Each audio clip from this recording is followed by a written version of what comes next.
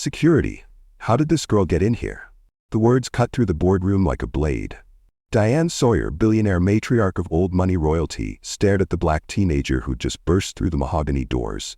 Diane's face twisted with disgust. Her son Luis erupted in laughter that echoed off marble walls. Probably here to steal something. The racist assumptions came automatically. They saw her dark skin and immediately thought, criminal, worthless, doesn't belong. What they didn't know was that the girl they just mocked was the daughter of Oscar Min, the CEO who was about to sign their contract. His face went cold hearing what was said about his daughter. He slammed his laptop shut. This meeting is over. Panic flickered across Diane's composed face. You can't be serious. In 30 minutes, they'd lose it all. Because the biggest mistake you can make is underestimating who you're dealing with. If you want to see how justice was served, make sure to subscribe and tell us in the comments where you're watching from. But to understand how we got to this moment of beautiful, devastating justice, you need to know the story that led here. A story of hidden pain, systematic racism, and a father's awakening to the battles his daughter had been fighting alone. The CEO, Oscar Min's journey began in tragedy and was forged in determination. When he was 12 years old, his parents died in a car accident that left him orphaned and alone. His grandmother, barely 5 feet tall, but with a spine made of steel, raised him in a cramped apartment above a convenience store in the roughest part of the city. Oscar built his first computer from literal garbage, discarded parts he found behind electronics stores, components salvaged from broken machines. He taught himself to code by candlelight when they couldn't afford electricity, and he launched CyberShield AI from his grandmother's garage with nothing but determination and a vision of what technology could become. 15 years of sleepless nights, calculated risks, and relentless innovation built an empire that now protected half the Fortune 500 from digital threats. But Oscar's greatest achievement wasn't his billion-dollar company, it was his family. Anna Min had been the love of his life, a brilliant black civil rights attorney who fought for justice with the same intensity Oscar brought to building his empire. She was beautiful, brilliant, and uncompromising in her belief that everyone deserved dignity and respect, regardless of the color of their skin. When Anna died 3 years ago, another drunk driver, another senseless tragedy, Oscar's world collapsed. The only thing that kept him alive was their daughter, Alicia, who carried her mother's stunning dark skin, her fierce intelligence, and her unwavering moral courage. Alicia was extraordinary in ways that defied easy description. She'd been coding AI algorithms since she was 10 years old, creating programs that seasoned engineers couldn't understand. She spoke Mandarin, Spanish, French, and German fluently, not because of expensive tutors, but because she devoured knowledge like other kids consumed candy.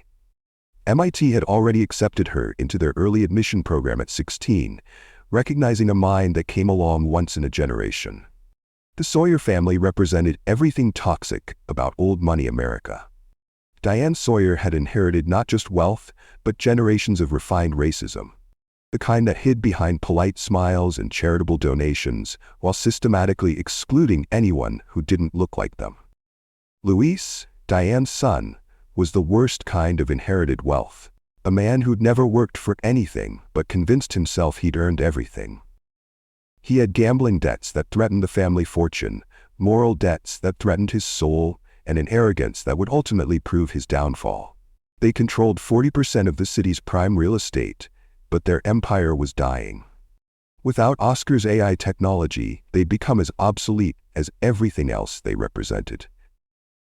6 months earlier, when Diane Sawyer called Oscar personally to propose their partnership, she'd used all the right words.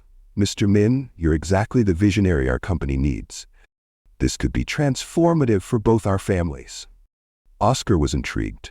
Their distribution network could take his technology global, and he thought this might be the partnership that would honor Anna's memory while building something extraordinary.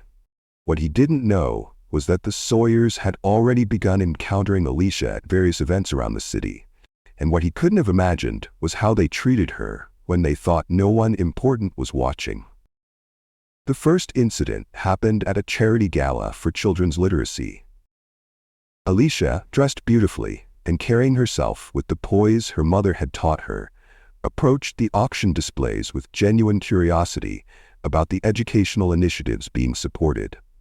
Diane noticed the teenage black girl examining the art pieces and immediately assumed the worst.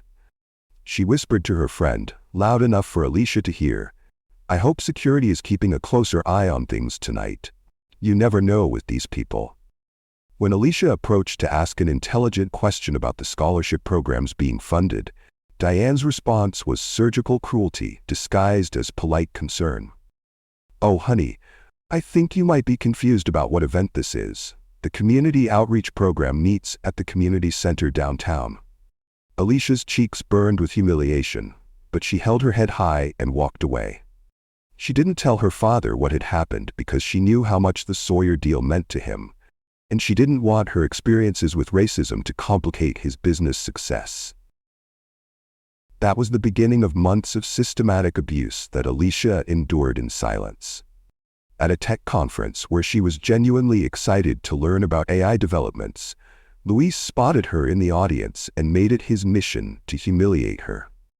He approached with that entitled swagger that comes from never facing consequences and said, "Sweetheart, I don't think this is the right event for you. The job fair for service positions is next week." When Alicia politely explained that she was studying advanced AI algorithms and had already been accepted to MIT's early admission program, Luis's laughter was loud enough to draw stares from across the room. "Sure you are, honey, and I'm the Pope." He patted her head like she was a confused child and walked away, leaving Alicia standing there with tears of rage and humiliation burning behind her eyes. But instead of crying, instead of giving up, Alicia did something that would ultimately destroy them both. She pulled out her phone and began recording. Each racist encounter became data in her growing case against the Sawyer family. Every condescending comment, every assumption about her intelligence, every moment they treated her as less than human. She documented it all with the precision of a prosecutor building an airtight case. At another charity event, this time for urban youth programs, Diane made a speech about the importance of helping these disadvantaged children understand their limitations and find appropriate opportunities. She was looking directly at Alicia when she said it, assuming she was one of the charity recipients, rather than the daughter of a billionaire. When Alicia approached after the speech to engage in an intelligent conversation about educational inequality, Diane's response was devastating. "Oh, sweetheart, it's wonderful that you're so enthusiastic, but these complex social issues require a level of understanding that comes with experience and education. Perhaps you should focus on your own studies first." The condescension was thick enough to cut with a knife. Diane was talking to a girl who'd been studying social inequality since she was 12, who understood the mathematics of systemic oppression better than most graduate students, who'd already written papers on algorithmic bias that her MIT professors used as teaching examples. But Diane saw dark skin and assumed ignorance. Luis, emboldened by his mother's cruelty, decided to join the attack. "You know what? Good for you for being here. It shows initiative. Maybe if you work really hard and stay out of trouble, you might even get a scholarship to a decent community college someday." The racist assumptions packed into that statement were breathtaking. They assumed she was poor, uneducated, likely to get in trouble, and unqualified for anything better than community college. They were talking about a girl who was already intellectually operating at graduate school level. Alicia smiled politely, thanked them for their advice, and added another piece of evidence to her growing file. The pattern continued for months. At business conferences, charity galas, cultural events, wherever the social circles of wealth and power gathered, Alicia would encounter the Sawyers and face their systematic racism, while her father remained completely unaware. The cruelest irony was that Oscar's white privilege created a blind spot that left his daughter fighting battles he couldn't see. When she'd come home quiet after these events, he'd assume she was tired from her coursework or stressed about college applications. He never imagined that his brilliant, accomplished daughter was being treated like a second-class citizen in the very spaces where he was welcomed as an equal. Meanwhile, Alicia's investigation was revealing truths that would shock even her strategic father. The Sawyer family's racism wasn't just personal prejudice, it was systematic, criminal, and profitable. She discovered their historical ties to segregation-era policies, found documentation of their systematic exclusion of minority-owned businesses from development deals, uncovered a pattern where they'd approach minority entrepreneurs, steal their innovations through legal loopholes, and leave them financially destroyed. Most damaging of all, she discovered that Luis owed $20 million to criminal creditors, and they were using illegal methods to cover the debts. The Sawyers weren't just racists. They were criminals who used their wealth and connections to avoid consequences. The final piece of evidence almost broke Alicia's heart. While her father negotiated in good faith, believing he was building a partnership that would honor her mother's memory, the Sawyers had already filed competing patents for his technology. They were literally stealing his life's work while pretending to respect his genius. The contract signing was supposed to be Oscar's moment of triumph. He called it their family achievement, never knowing it would become the night his daughter's pain and his business ambitions would collide in the most devastating way possible. The boardroom was thick with tension as Oscar prepared to sign the contracts that would seal the biggest deal of his life. $750 million in value sat on that mahogany table, and the Sawyers wore the satisfied smiles of people who believed they'd already won everything that mattered. Diane and Luis had spent the entire meeting dropping subtle hints about their true intentions. With the contracts nearly finalized, they felt safe enough to let their masks slip just slightly. "This partnership will be transformative," Diane said, her voice carrying undertones that made Oscar's instincts prickle. "Of course, established families like ours have certain ways of doing business that newer entrepreneurs need to adapt to." Luis nodded enthusiastically. "Exactly.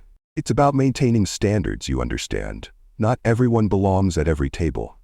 Oscar felt something shift in his gut, but the deal was too close to completion. He was reaching for his pen when the mahogany doors burst open. Alicia rushed in, breathless and clutching her phone like it contained the secrets of the universe. Her MIT early admission letter was visible in her bag, her coding notebook scattered as she'd clearly run to get here in time. That's when everything exploded. Diane's face immediately twisted with the kind of disgust that generations of refined racism had perfected. She didn't see a brilliant 16-year-old who spoke 4 languages and coded AI algorithms. She saw a black teenager who didn't belong. "Security. How did this girl get in here?" Her voice dripped with venom that filled the room like poison gas. Luis erupted in laughter that echoed off the marble walls. "Probably looking for the service entrance. Or maybe she's here to steal something." The racist assumptions came automatically, reflexively. They saw dark skin and immediately assumed criminality, stupidity, and worthlessness. But their cruelest moment was still coming. "Seriously," Luis continued, his voice growing more vicious, "what charity program is responsible for this? Someone needs to teach these people about appropriate behavior in civilized spaces." Diane nodded with satisfaction. "This is exactly why we need to be more careful about security. These diversity initiatives have gone too far when they can just wander into private business meetings." Oscar felt his world tilt on its axis. These people had been negotiating with him for months, calling him brilliant and visionary, while harboring such vile racism that they couldn't even see a black teenager without assuming the worst. But the most devastating moment was yet to come. "Well," Diane said, turning back to Oscar with that practiced smile, "perhaps we should call security to remove this interruption so we can finish our business properly." Luis smirked. "Unless she's here to clean up after we're done. That might actually be useful." That's when Alicia stepped forward, her voice steady as steel despite the humiliation burning in her chest. "Dad," she said, each word dropping into the silence like a bomb, "I think it's time they knew who I am." The realization hit Diane and Luis like a physical blow. The color drained from their faces as the truth crashed down on them. The black teenager they'd just humiliated with their casual racism was the daughter of the man they desperately needed. Diane's wine glass slipped from nerveless fingers, shattering against the marble floor. "Oscar," she whispered, panic replacing her earlier confidence. "We had no idea." "That she was my daughter?" Oscar's voice was quiet death. Alicia held up a flash drive in her phone, the recording app still running. "Every word, every insult, every assumption you made about me because of my skin color." The silence that followed was deafening. You could literally hear the Sawyer empire beginning to crack. Luis's arrogant swagger crumbled. "We didn't know she was... we never would have." "Would have what?" Oscar stood slowly, his laptop closing with the finality of a coffin lid. "Treated her like a human being? Show her basic respect? Or would you have just been more careful about hiding your racism?" The flash drive Alicia handed him contained more than just that day's racist comments. It held months of documented abuse. Every charity gala where they dismissed her intelligence. Every business conference where they'd questioned her right to exist in elite spaces. Every encounter where they'd treated her as less than human. "You want to know what else is on here?" Oscar's voice carried the weight of a father's rage and a strategist's precision. "Evidence of your systematic discrimination against minority businesses. Proof of your patent theft schemes. Documentation of Luis's criminal gambling debts." The contracts lay forgotten on the table as the true scope of their downfall became clear. "This meeting is over," Oscar repeated, but now the words carried a different meaning. This wasn't just about ending a business deal. This was about ending their entire empire. As he and Alicia walked toward those mahogany doors, Oscar pulled out his phone and sent a single text message that would trigger the collapse of everything the Sawyers had built. What they didn't know was that those 30 minutes would cost them everything they'd inherited, everything they'd stolen, and everything they thought their racism had earned them.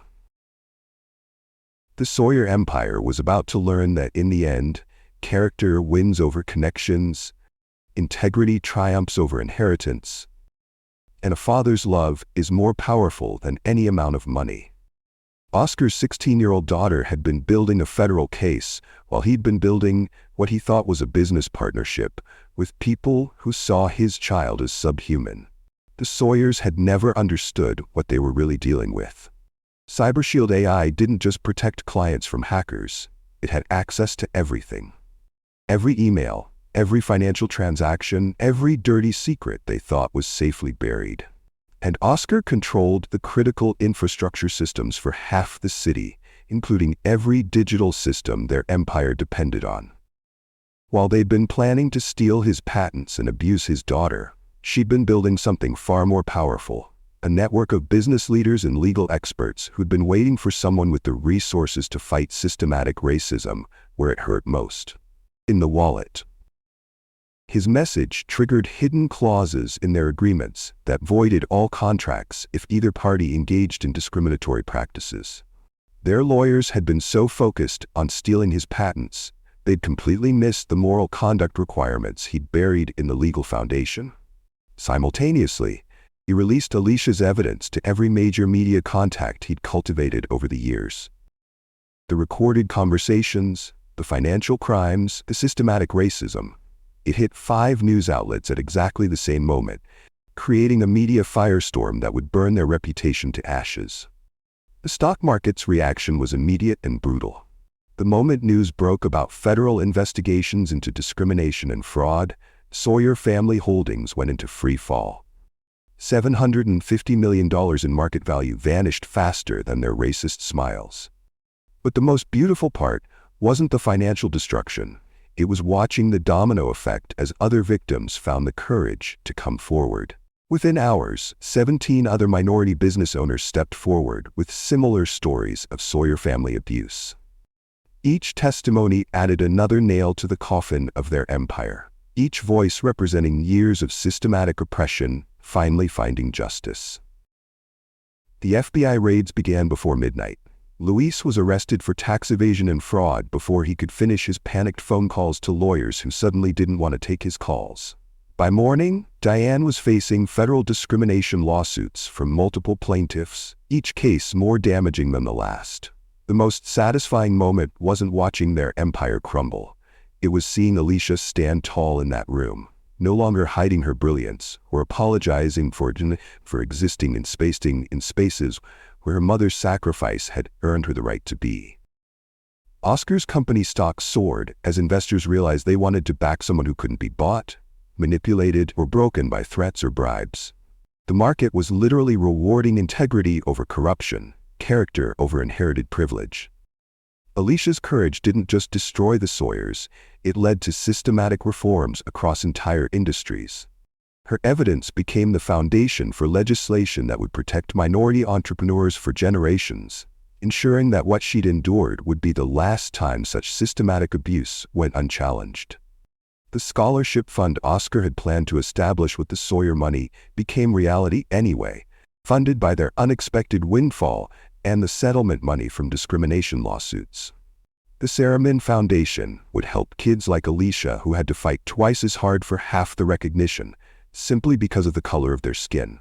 6 months later, Luis was sentenced to 8 years in federal prison. Diane lost everything. Her company, her reputation, her legacy reduced to a cautionary tale about the price of treating people as less than human. But the real victory was personal and profound. Oscar and Alicia's relationship deepened through their shared struggle against injustice. She wasn't just his daughter anymore. She was his partner in building a world where the next generation would never have to endure what she'd survived. The transformation was remarkable to witness. Oscar had learned that true allyship meant more than just loving someone of a different race. It meant seeing the world through their eyes and fighting the battles they couldn't fight alone. Alicia had learned that her mother's legacy lived not just in memory, but in action. That standing up to racism wasn't just about personal dignity, but about protecting everyone who would come after her. The Sawyer name became synonymous with corporate racism and criminal fraud. Their empire didn't just fail. It became a warning to every other family or business that thought wealth could shield them from the consequences of treating people as less than human. Oscar and Alicia built something better from the ashes, an empire based on merit, respect, and the revolutionary idea that everyone deserves dignity, regardless of the melanin in their skin. And if anyone ever tries to hurt his daughter again, they'll discover what happens when you underestimate a family that's already survived the worst the world could offer, and chosen to transform pain into power, grief into growth, and racism into the very weapon of its own destruction. Justice isn't just about getting even, it's about making sure the cruelty stops with you, so the next generation can build instead of just survive. The $750 million the Sawyers lost in 30 seconds wasn't just money. It was the price of thinking that skin color determines worth, that privilege grants permission to abuse, and that racism has no consequences. If you enjoyed this story, like, subscribe, and share with others so they can learn too. See you in our next video.